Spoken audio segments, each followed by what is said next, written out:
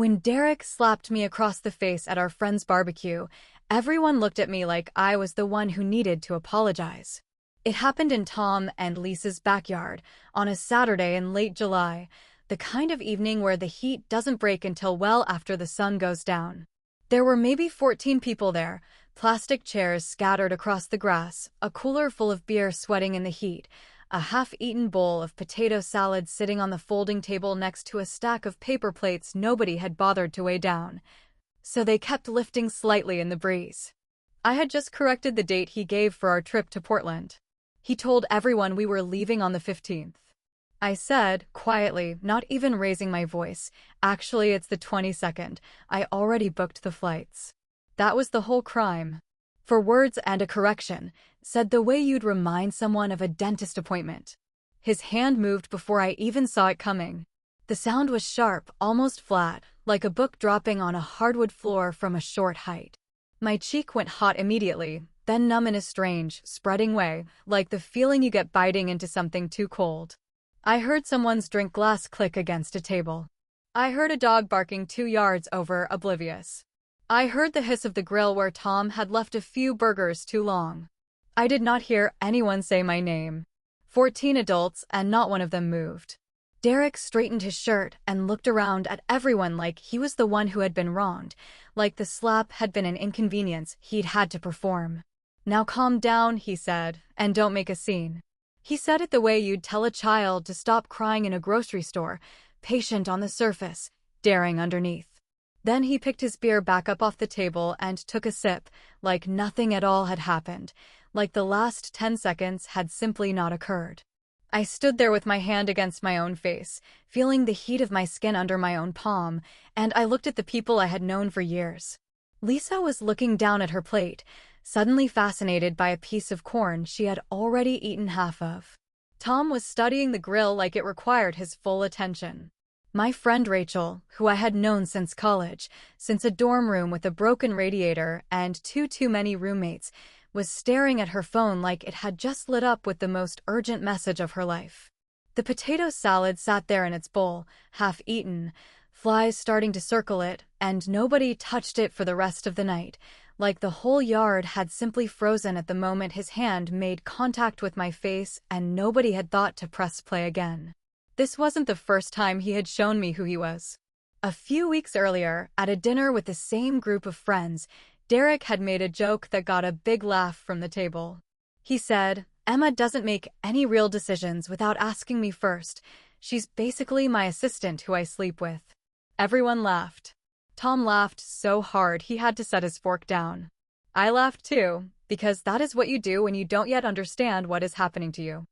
At my own birthday dinner, 2 months earlier, Derek had reached across the table, taken my debit card out of my open purse without asking, and slid it back to me later in the night with a small lecture attached, like a fee for borrowing it without permission.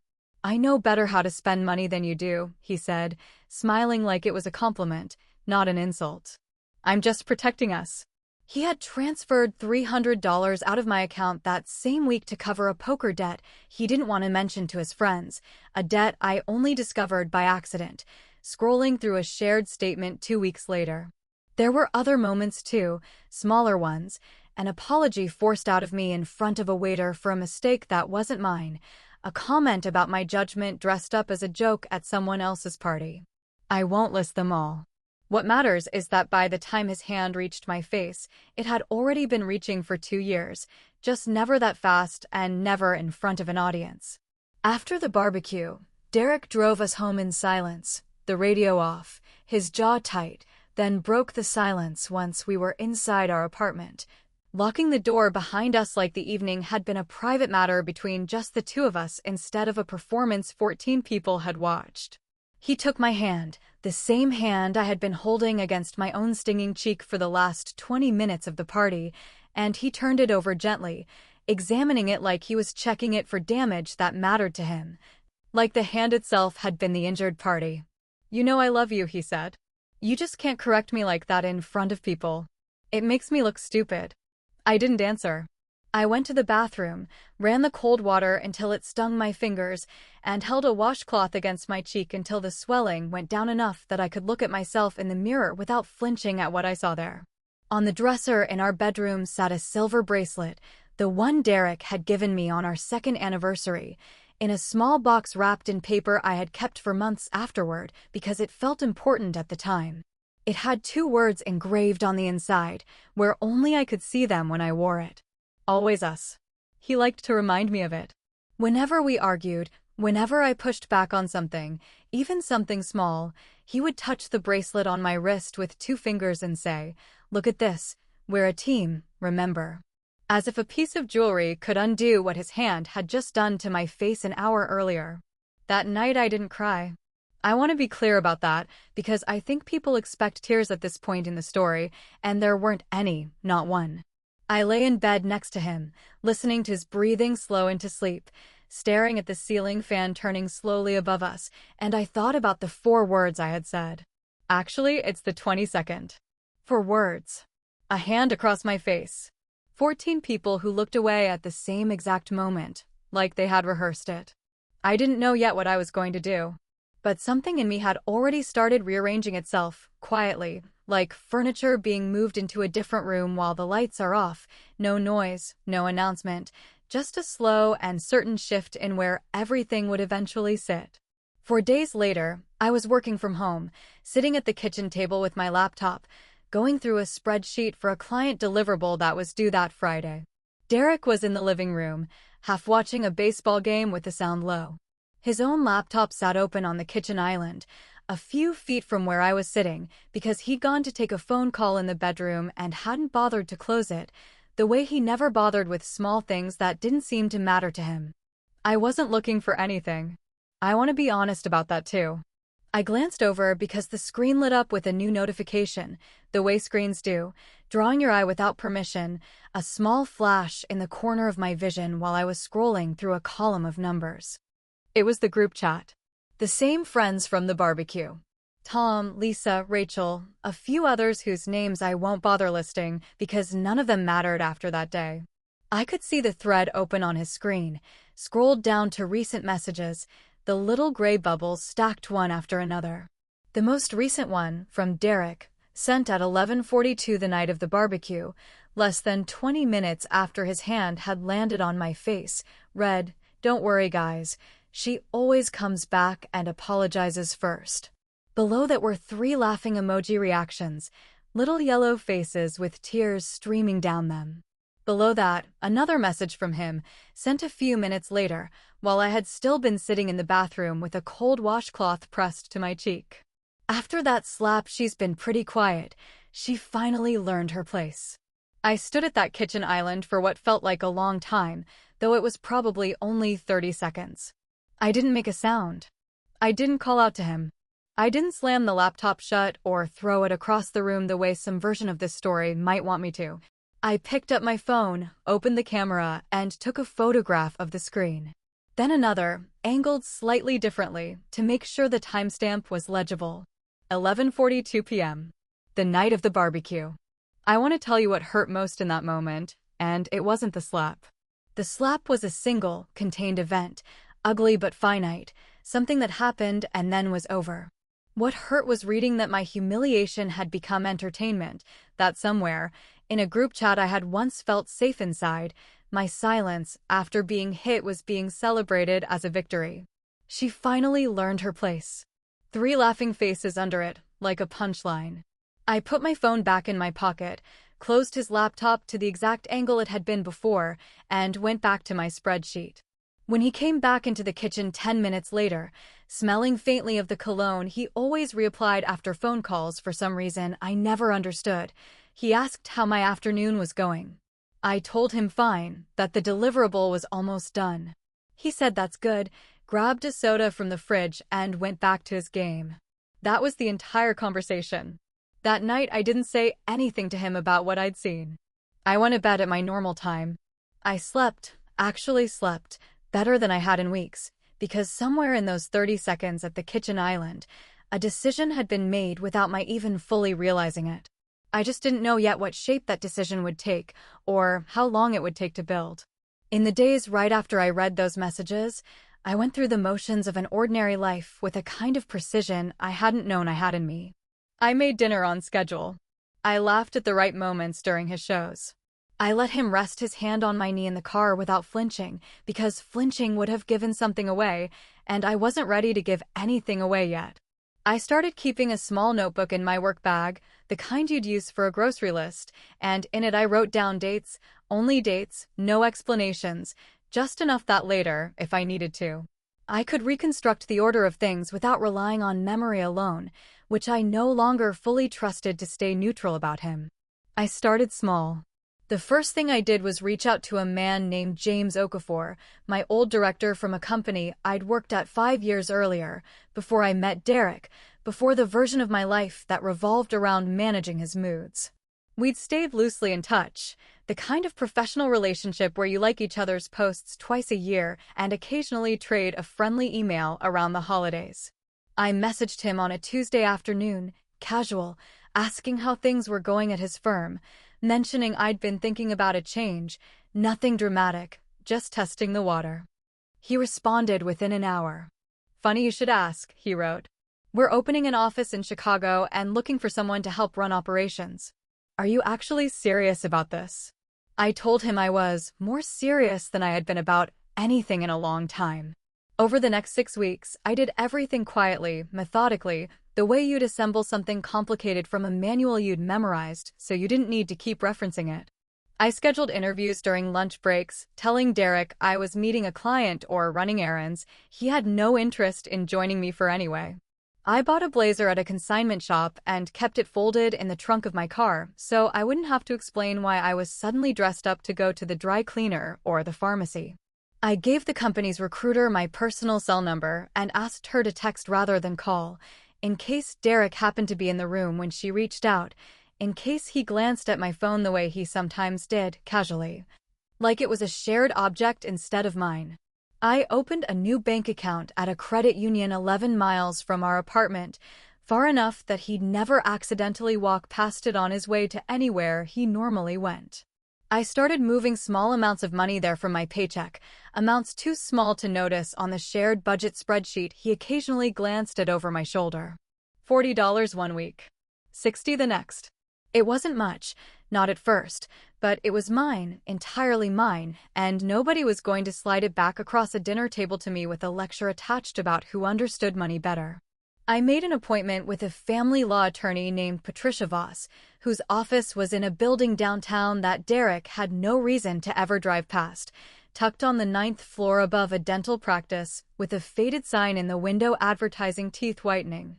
I sat across from her desk, in a leather chair that creaked slightly when I shifted my weight, and told her, calmly, what life had looked like for the past 2 years, starting with the small things and working up to the slap. Because that was the order they had actually happened in. She took notes the entire time, her pen moving steadily across a yellow legal pad, and at one point she looked up and asked if I was safe at home right now, today, this week. I told her I believed I was, that the slap had been the only one of its kind so far, but that I no longer trusted what so far meant, not anymore. She nodded like she had heard that exact sentence many times before, from many women sitting in that same chair, looking out the same window at the same gray slice of skyline. She explained, in plain terms, what leaving would actually require, beyond just walking out a door. The lease was in both our names, which meant I would need somewhere new lined up before I said anything out loud. Joint accounts would need to be separated cleanly, with paper trails, dates, documentation, nothing left to memory or his version of events later. She told me more than once that the safest exit was always the quiet one, the one nobody saw coming until it had already happened. I wrote that sentence down in my grocery list notebook that night, word for word, underlined once. I started looking at apartments online during my lunch break, in a city I had never lived in, using a private browser window that closed itself the moment I shut the laptop lid, leaving no trace in any history Derek might one day think to check. Derek noticed something was different before he understood what it was. "You've been weird lately," he said one evening, while we were doing dishes side by side, his hands in the sink, mine drying with a towel that had a faded picture of a lighthouse on it. I didn't look up from the plate I was drying. "I'm just tired," I said. "Work's been a lot lately." A week later he asked again, more pointed this time, setting his fork down at dinner like the question deserved his full attention. "Are you hiding something from me?" "I'm working," I said. "That's all." It wasn't a lie. It just wasn't the whole truth, and I had stopped feeling obligated to give him the whole truth the moment I read those messages on his laptop screen, glowing quietly in our kitchen at 11:42 p.m. The interview process with James's firm moved faster than I expected. 3 rounds, then a final call with their managing partner, a man named Michael Bennett who I had never met, but whose voice on the phone was steady and unhurried in a way I had started to find I craved. The way you crave quiet after living next to construction for months. He asked good questions, real ones, not the kind designed to trap you. At no point did he interrupt me, correct me mid-sentence, or tell me how I should have answered differently. He let my answers finish before he responded to them, a small thing that felt enormous to me at the time. The offer came on a Thursday afternoon while I was sitting in my car in a grocery store parking lot, engine off, because I hadn't wanted to risk being at home when the call came through. Chief Operating Officer for the new Chicago office. The salary they offered was almost double what Derek made at his job, the job he often reminded me he was the real provider in our household because of, as if a number on a paycheck had ever been the thing keeping our relationship upright. I didn't tell him that night. I didn't tell him the next night either. I signed the offer letter sitting in my car outside a coffee shop 2 towns over, using a pen I kept in my glove compartment for exactly this purpose, the cap slightly chewed from some earlier point in my life I didn't remember. The recruiter, a woman named Sandra with a calm, practical voice, met me there in person to hand over the final paperwork, sliding it across the center console with a smile. She gave me a blue folder with the company's silver logo embossed on the front, the kind of folder that looks important even closed, the kind that means something just sitting on a passenger seat. I put that folder in the trunk of my car, underneath the spare tire cover, before I drove home that evening, my hands steady on the wheel in a way they hadn't been in months. When I walked into the apartment, Derek asked how my day was. "Long," I said. "Client stuff." He nodded and went back to his show, some crime drama he watched every week without fail, and I went to change out of clothes he never asked questions about. I had a contract, a new salary, a new city waiting for me, an attorney who knew the full shape of my situation from start to finish, and a bank account he had never seen a single dollar of and never would. Derek had none of this information. He still thought we were a team, the way the bracelet on my wrist claimed we were, the engraving worn slightly smooth from 2 years of his fingers touching it during arguments. He just didn't know which direction that team was now moving, or that it had already left without him. The Christmas party that year was held in a private room at a restaurant downtown, the kind of place with white tablecloths and a server who refilled your water glass before you noticed it was half empty. Candles and glass holders down the center of a long table set for 18. All the usual people were there. Tom and Lisa, who hosted the barbecue, sitting near the head of the table. Rachel, who had stared so intently at her phone the night of the slap, 2 seats down from me. A dozen others, all people who had gone quiet that day in July and never once brought it up again in 5 months, not at a single gathering since. I had already given notice at my old job, 2 weeks earlier, sitting across from a manager who seemed more surprised by how calm I was than by the news itself. I had already signed a lease in Chicago, set to start in 3 weeks, in a building with a doorman named Carlos who I had only spoken to once, on a video call during the apartment tour. I had already met with Patricia Voss one final time to confirm every box was checked, every document filed, every contingency accounted for. Derek knew none of it. As far as he was concerned, this was simply our last holiday party of the year, a chance to be seen together as the couple everyone still believed we were, his hand resting occasionally on the back of my chair like a flag claiming territory. About 40 minutes into the dinner, somewhere between the appetizers and the entrees, while a server was clearing small plates of crab cakes from the table, Derek stood up with his wine glass in hand, tapping it once with a fork to get everyone's attention. the way he always did when he wanted a room to look at him. "To Emma," he said, raising his glass toward me, his voice carrying easily across the table. "She's gotten so well-behaved this year. So agreeable." A few people laughed, the nervous kind of laugh that comes out of people who don't know what else to do with their faces in that moment. Lisa's smile didn't reach her eyes. Tom looked down at his plate like he'd suddenly remembered something he'd forgotten to do. I didn't raise my glass. I set down my fork, picked up my phone from beside my plate, unlocked it slowly, and looked at Derek across the table, the candlelight flickering slightly between us. "I think everyone would find it interesting to see exactly how you described that night," I said, my voice no louder than it needed to be. I opened the group chat, found the screenshots I had saved months earlier in a folder I had simply labeled with a date, and forwarded them, one by one, into the same thread Derek had used to write them in the first place. "Don't worry, guys, she always comes back and apologizes first. After that slap, she's been pretty quiet. She finally learned her place." Phones around the table began to light up almost in unison, a soft chorus of vibrations against linen tablecloths and the clink of forks being set down mid-bite. I watched faces change in real time, the way you watch weather move across a field, a shadow crossing one section at a time. Confusion first, then recognition. Then something closer to disgust settling into the corners of mouths that had been smiling 30 seconds earlier. Rachel looked up from her phone, then at Derek, then back at her phone, like she was checking to make sure she'd read it correctly the first time, her thumb scrolling back up to the top of the screenshot. "Did you actually write this?" she asked him, her voice flat, stripped of the warmth it usually carried. Derek started to answer, started with the word "listen," the way men like him always start, the word doing the work his actual explanation never could, but nothing useful came after it. He said something about it being a joke between friends, about taking things out of context, about how I was always so sensitive about everything, his voice climbing slightly with each sentence, like volume might do what logic wasn't managing to. Each sentence made the room colder than the one before it. Tom stood up first, didn't say anything, just pushed his chair back, the legs scraping against the floor in a way that seemed louder than it should have been in the sudden quiet, and walked out of the private room entirely, leaving his half-finished drink behind. A woman I barely knew, someone's girlfriend who I'd met for the first time that night, leaned over to Lisa and whispered something I couldn't hear, but Lisa's face, going pale and then tight around the mouth, told me everything I needed to know about what it was. Derek tried to explain himself for another 10 minutes after that, his voice growing more desperate with each attempt, but nobody at the table was really listening anymore.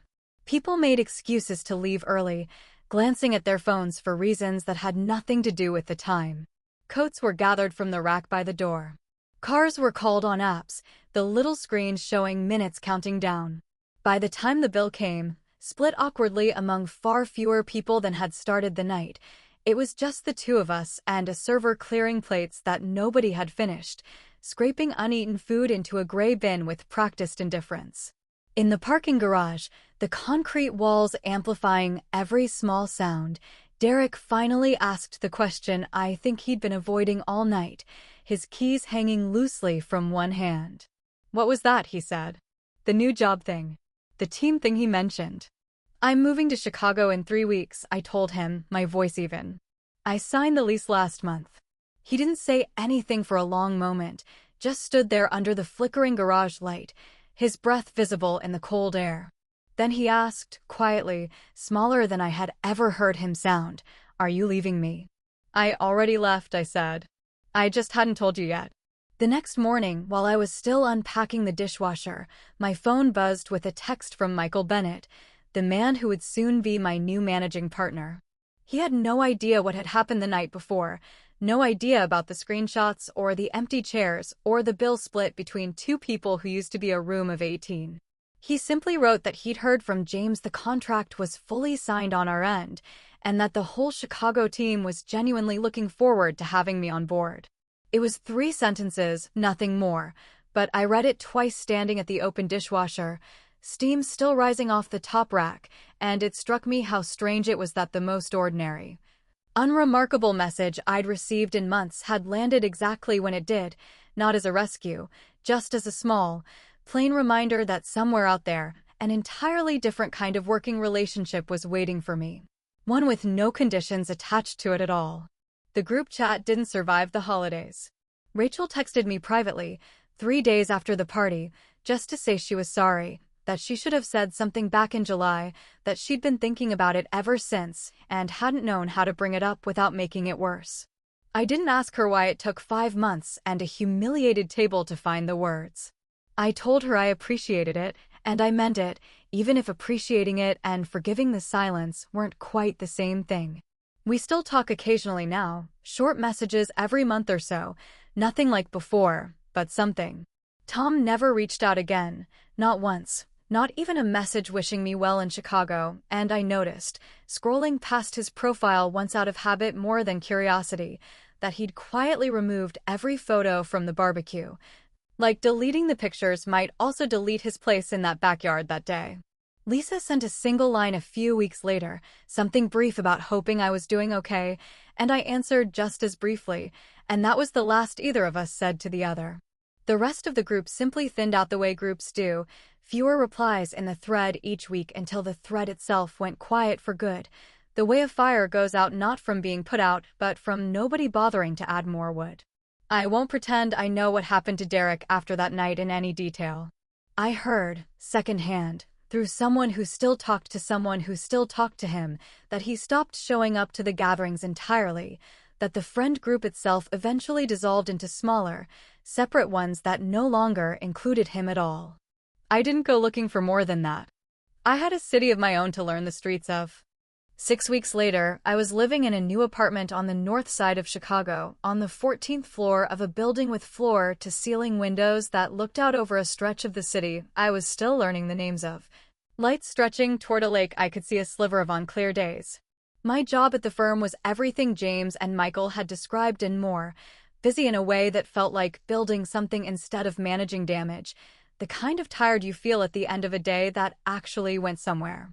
On a Saturday afternoon in early February, with snow still piled along the curbs in gray, half-melted ridges, I came down to the lobby of my building to grab a package from the front desk, and Derek was standing there, just outside the glass doors. Holding his car keys in one hand like he wasn't sure if he was staying or leaving, his coat unfamiliar against the backdrop of a city he didn't belong to. He looked thinner than I remembered, or maybe just smaller, the way people look when the rooms they used to fill have stopped needing them. I made mistakes, he said, before I'd even fully stepped outside, the cold air rushing past me through the open door. Let's start over. I didn't say anything. I waited, the package still tucked under one arm, the doorman, Carlos, pretending very hard to be busy with something behind the front desk. "You know we're a team," he said, the same line, the same words, like he was reading off a card he'd memorized years ago and never bothered to update for the version of me standing in front of him now. He held up his phone, showing me a photo from early in our relationship, the two of us at some restaurant, smiling in a way that now looked like it belonged to two different people entirely, strangers wearing our old faces. I reached down and unclasped the silver bracelet from my wrist, the one with "Always Us" engraved on the inside where only I had ever seen it, the metal cold from the winter air.